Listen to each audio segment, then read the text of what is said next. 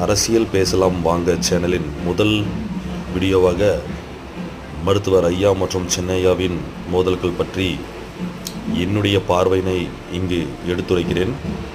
இதில் ஏதாவது தவறாக இருந்தாலும் மற்றும் உங்களுடைய கருத்துக்கள் இருந்தாலும் இதை கமெண்ட்ஸ் மூலமாக பதிவேற்றம் செய்யலாம்.